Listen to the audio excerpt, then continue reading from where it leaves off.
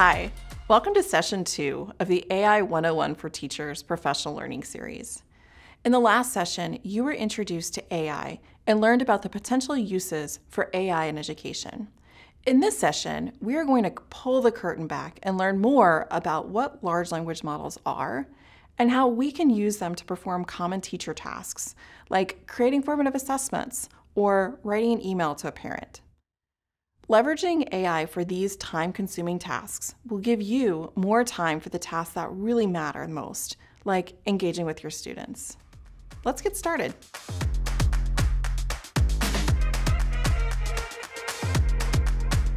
Hi everyone! I hope you're all as excited as we are to dive into the fascinating world of generative AI. My name is Amanda. I am a former high school teacher and digital learning specialist. I now work as a member of the professional learning team at code.org. And I'm Tiffany, an elementary and middle school STEM teacher. The potential of generative AI in education truly excites me, but I'm not alone in this enthusiasm. Let's hear what other educators say about AI's role in education. AI is going to be everywhere. As a teacher, it's going to give me new resources. I'm looking forward and encouraging the kids to seek out AI enhancement and to use what they can find, expand beyond the classroom. I already actively encourage them to reach out beyond the scope of the class to learn what they can on their own. And this is just another tool for doing that. I hope AI can make my job better in helping me do things that, might be something I put off to the end, or it's really hard for me to do, or hard to find time for doing some of these things. And I think if we use our tools appropriately, they can really give you time back. The one thing that we could do that's a total disservice to our kids and to education is to say, hey, this is a scary thing that we don't want to talk about, but it's like out here and it's like a thing we don't know a whole lot about. Instead, it's like, hey, we do know a lot about AI. This is what we know, and this is how it's developed. And teaching our kids like, hey, AI is not a scary thing, but we do need to understand how AI works, because those kids who are our youngest learners right now are going to be the students and the adults of tomorrow. They're going to be helping to develop this technology to make sure that it stays safe and equitable and all of those things for our future, to make sure that it is a technology that is evolving for good. Artificial intelligence is going to help us understand our students better.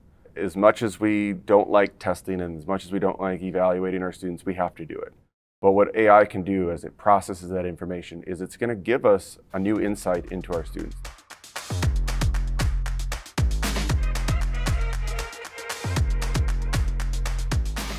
Artificial intelligence, also known as AI, is a technology that imitates human intelligence, performing tasks like understanding language, recognizing patterns, and making decisions.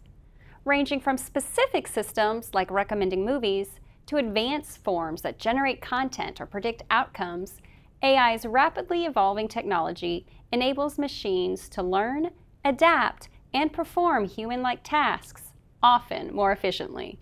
AI has been integrated into our lives already. Many of the technologies we comfortably use in school and at home use AI. AI is widespread. Some examples you may have seen before include self-driving cars, Siri or Alexa speech to text, Google Translate, Snapchat filters, and the list goes on. While there are many different types of AI, all of which are useful and fascinating, we know the type that is weighing most heavily on educators' minds at the current moment: generative AI. Generative AI is a type of AI that uses patterns from existing content to create new content, such as new text or new images. In this video, we will focus on generative AI. We'll use 4 guiding principles to understand the best ways to interact with AI, and in particular generative AIs like ChatGPT. For educators, you can think of using AI for education, like your own personal teaching assistant. AI makes mistakes. Although teaching assistants are generally trustworthy, they can make mistakes. Even though AI is run off of powerful algorithms, those algorithms can't always tell fact from fiction or recognize the meaning of a complex question. AI needs your guidance. Teaching assistants can't do everything on their own. Generally, the more information you give image generators, large language models, and other AI systems, the more the results will reflect what you were seeking. Your input to the system will make or break its usefulness. AI systems have limitations. AI systems have guardrails in place to prevent misuse. For example, ChatGPT won't help you carry out an illegal plot, and the image generator, Midjourney, won't create graphic content. Beyond these guardrails, systems also have actions they can't perform. For example, as of August 2023, ChatGPT can't interpret images. AI is changing. Just like a teaching assistant will learn over time, AI systems are becoming more sophisticated, capable, and adept at understanding and addressing human needs. What works today with AI may work differently tomorrow.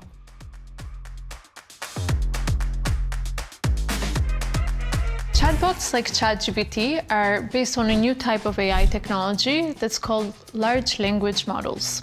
So instead of a typical neural network which trains on a specific task, like how to recognize faces or images, a large language model is trained on the largest amount of information possible, such as everything available on the internet.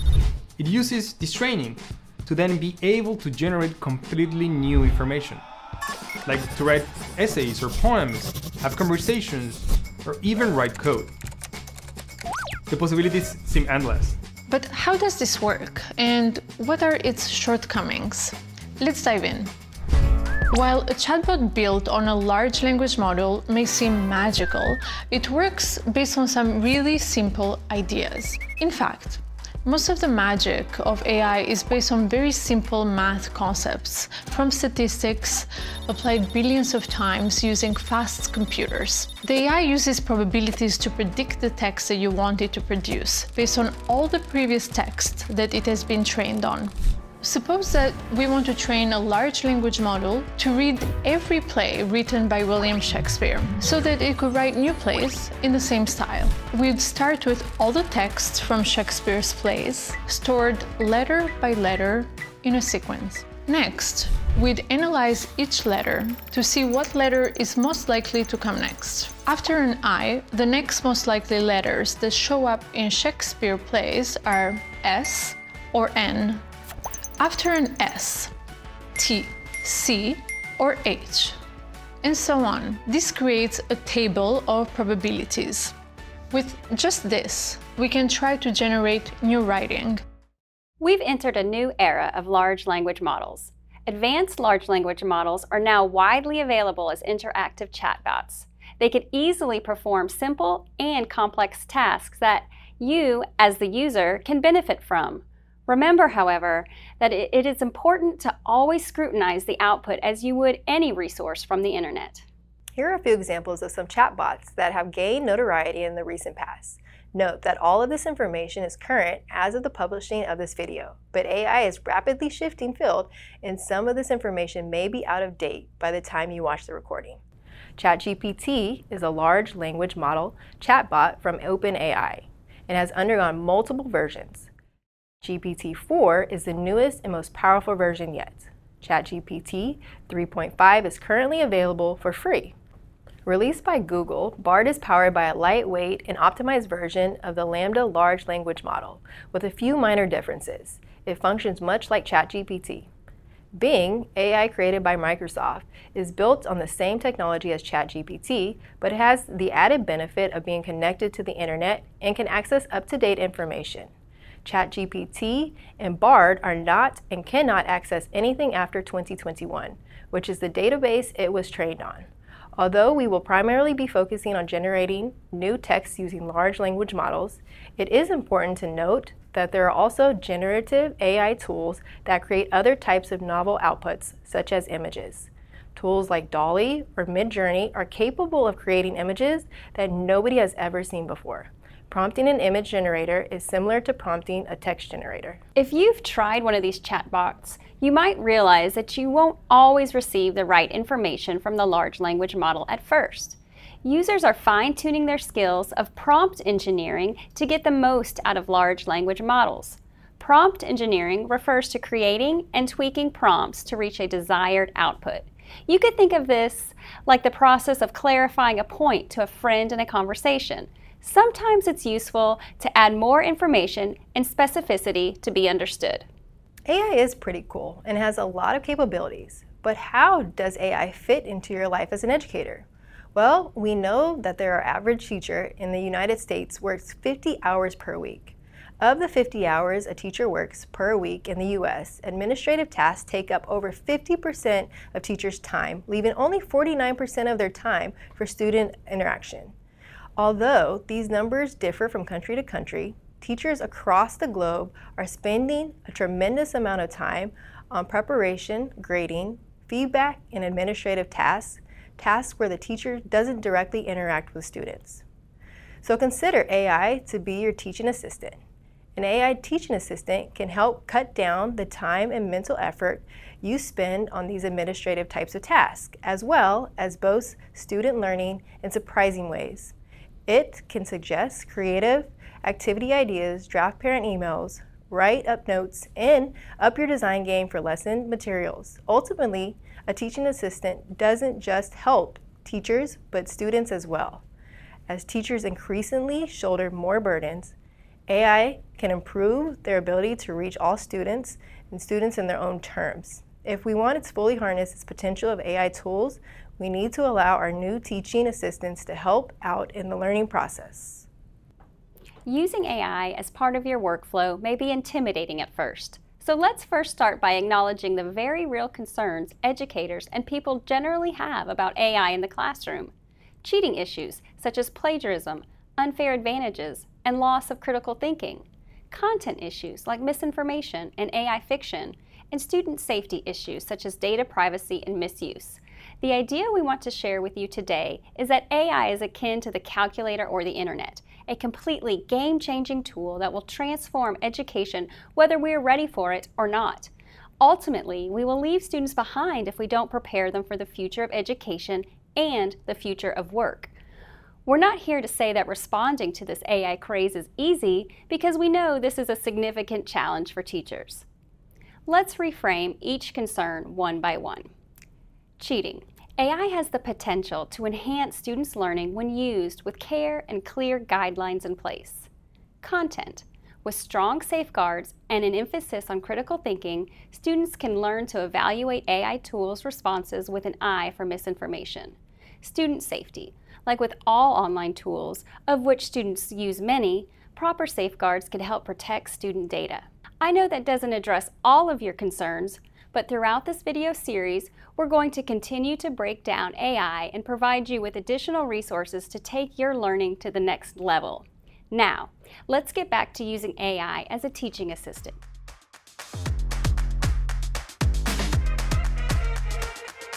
All right, now we're here with my colleague Sherry. We're going to explore examples of how we can use generative AI. Sherry, do you have any examples of how you would use ChatGPT?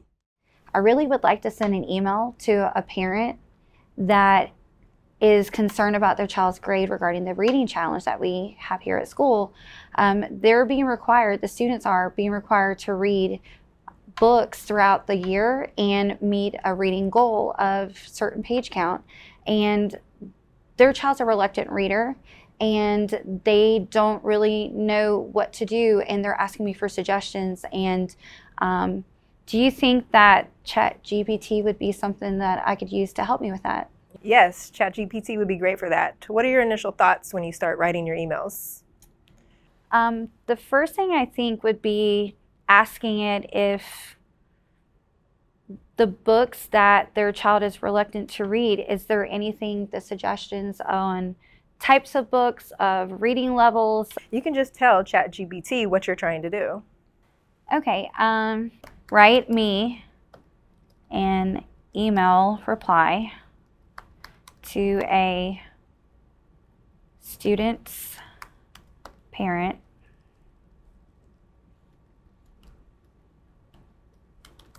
about the book challenge and recommendations.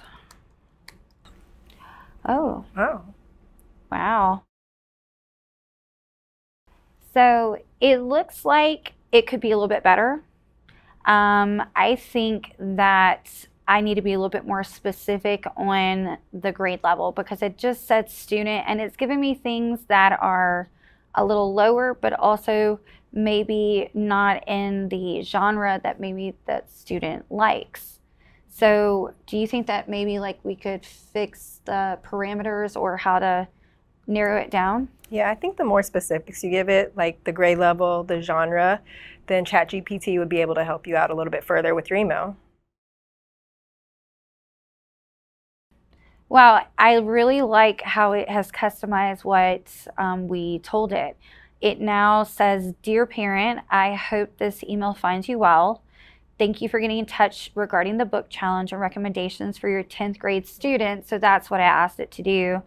I'm delighted to assist in suggesting some captivating mystery novels that I believe will ignite their imagination and contribute to the reading experience. So that's really good that it kind of inserted that new aspect, that new customization. Here are the books that it suggested now instead. The Westing Game, Genuine Fraud, One of Us is Lying, Truly Devious, and A Study in Charlotte. And then it goes on to say, I encourage your student to reach out with their thoughts, questions, and insights. So I really like what it has customized for me this time around. Okay, I'm glad you like what ChatGPT came up with, but the nice thing about ChatGPT is it's the starting point. So do you agree with everything that the email suggested, or would you make any edits to it? This new version, the customization that it has given me for a 10th grader now with the mystery genres looks, I think, so much better, because it's actually giving me books that are, I think, a better choice. And I do like that the tone at the beginning, it says that I want to extend my appreciation for your students' participation. It's got words like dedication in it. So the tone, I think, is really good. And I like the length of it. Maybe at the very end, I wouldn't have 3 paragraphs, but you know, I think that's the beauty of it. I can kind of mix and match and pick and choose what I want to use. But I think it's a great jumping off point for us. The Westing Game, though, the book that is listed first that was suggested, I probably wouldn't include that. Even though it's a better choice of books overall, the 5 that it gave, the Westing Game is too low. It's not a high school level book, it's a middle school level book. So I'd probably take that out and maybe change a little bit of the length, but the tone of it is exactly what I was looking for. Yeah, ChatGPT can revise and edit to whatever you would like. So if you want to change the length of it, if you want to change the style or the formality of it, you can just ask it to change it. So why don't you go ahead and give it a try. Okay. Rewrite for shorter length and take off the Westing Game. Improve opening paragraph.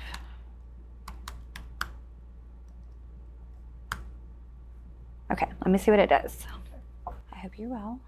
Okay, still looks good. Here are 3 engaging mystery novels. So they kind of cut it down because it was a little wordy at the beginning. And then they took out the Westing Game, but it looks like they took out one other one as well. So originally we had 5 choices and now there's 3, but one of the ones they took out was the one I wanted to take out. So I'm curious why it wouldn't take out just one of the suggestions that I gave. Well, if you notice, if you use ChatGPT, you can go above and it saves all the prior emails. So if there is something from a previous email you like, you can just cut and paste it into your final email. Okay, great. I wasn't even thinking about that. So that's great to have that suggestion. This is just one example of how to work with AI to generate and then revise content. We will recommend that you pause the video here and try generating your own guardian or parent email using ChatGPT. If you need help creating an account, check out these login instructions.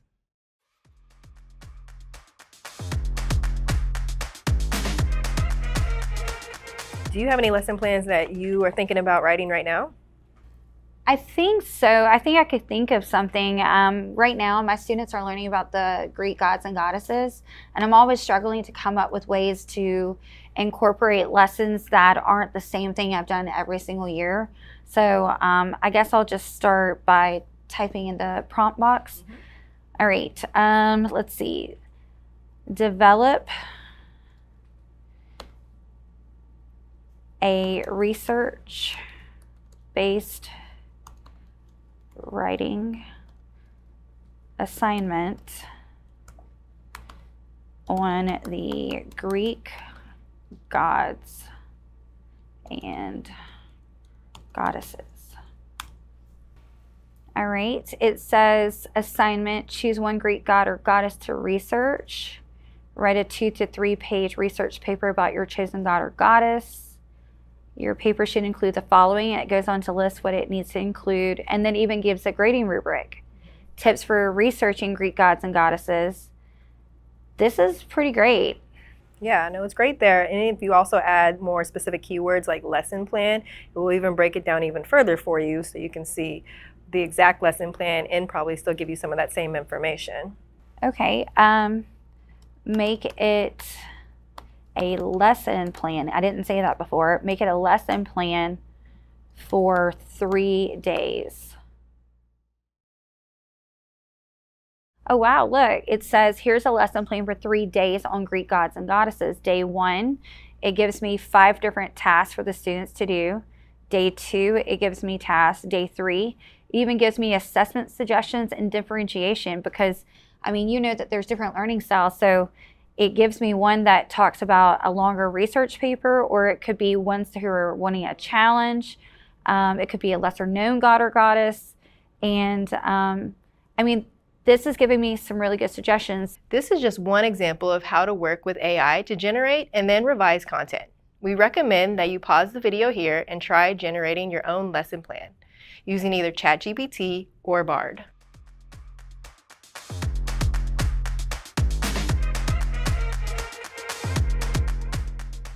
The one thing I love Bing for is because it's up to date and it's connected to the internet.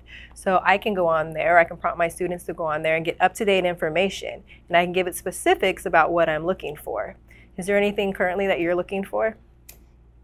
Yeah, with us coming back to school, just being out of the summertime, one of the things that our students are required to do is read a chosen book for them over the summer, and they just got finished reading a book about a young boy who helped solve a mystery involving an art heist at the National Gallery Museum in DC. And I would love for them to make an actual real world connection because these things do happen all over the world, including here in the United States and specifically at the Isabella Stewart Gardner Museum.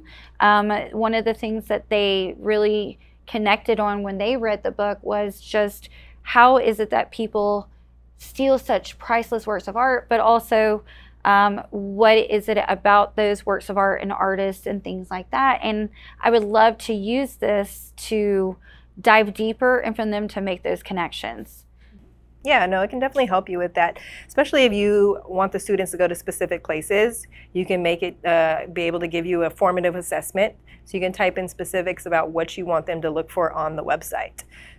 Okay, what I would really like is for them to have an assessment to look at this website from the museum's website and try to really show me that they've walked away understanding what it is that I want them to understand about the artwork, about the artist, about the time period, the value of the work, etc. So let me see what I can get it to tell us. So I think I'm going to write the create a 5-question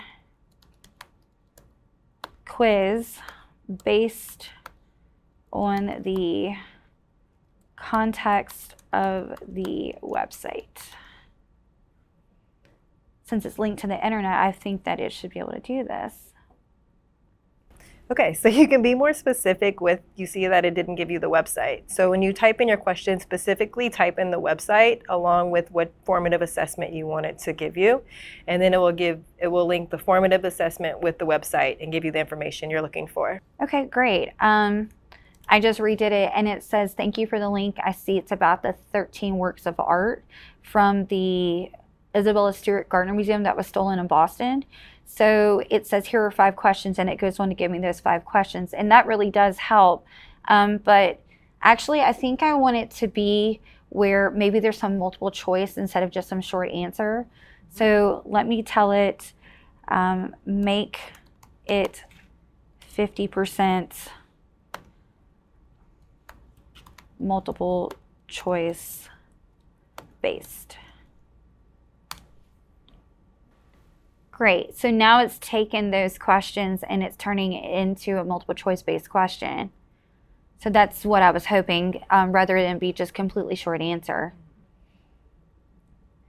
Only problem is it didn't give me an answer key.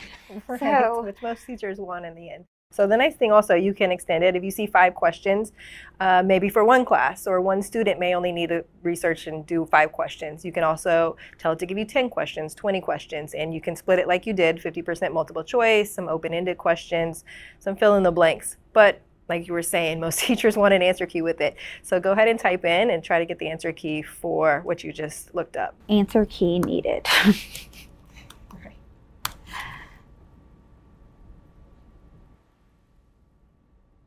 Great, look, now it's giving me the answer key. So this is perfect. And now, like you said, I can extend it. I can change the dynamic of the quiz.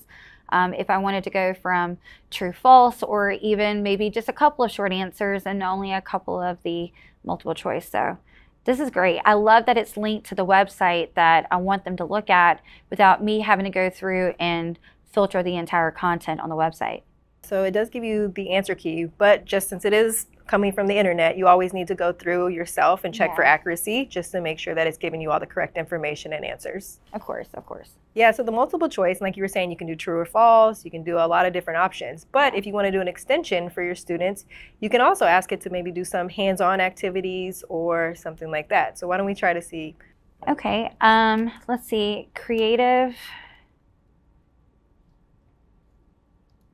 ways to incorporate information.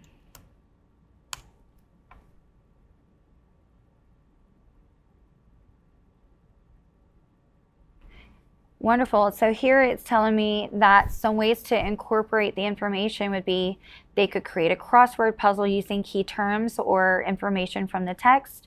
They could write a short story where they pretend to be maybe one of the characters in the artwork, or it could be they create their own artwork, a song, a poem. They could even create a game. So these are some great suggestions because I hadn't even thought about creating a crossword puzzle using the information that they learned about and were assessed about in the first place. So now they can apply that information. And you can always take it one step further for your creative students that want to write a song or a poem, like the option there.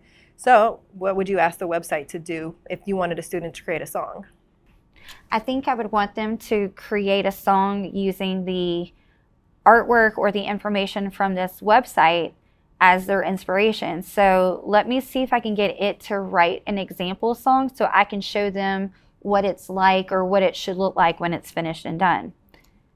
So create a song about the information learned from the website. It says, here's a song I came up with based on the information from the website. It does. It has a verse 1, a chorus, a verse 2, a chorus, and I'm reading the lyrics, and it's about the artwork stolen from the Isabella Gardner Museum. So this is exactly like the information that they would have learned about the art heist and the artwork itself. We recommend that you pause here and try out developing formative assessment questions using ChatGPT, Bard, or Bing. We know that was a lot, and I'm sure you still have questions about how to use AI to act as your own teaching assistant.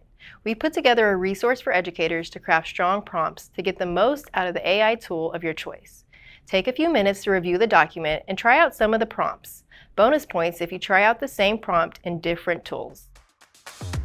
In this session, we focus on AI as a tool for performing teacher tasks. Some of you might be wondering, hey, if I can use this to make my job easier, what are my students going to do with it? In the next session, we are going to focus on ways that teachers can use AI to enhance the learning experience as opposed to detracting from it. We will be joined by Dr. Ethan Mullick, a professor at the Wharton School at the University of Pennsylvania, and Dr. Lilach Mullick, who works on interactive pedagogy and AI research at the Wharton School. They will help us explore the possibilities of AI for student learning. Visit the AI 101 for Teachers website at code.org/AI101 to sign up for early access and to explore additional resources from code.org, ETS, ISTE, and Khan Academy. Thanks for joining us. See you in session 3.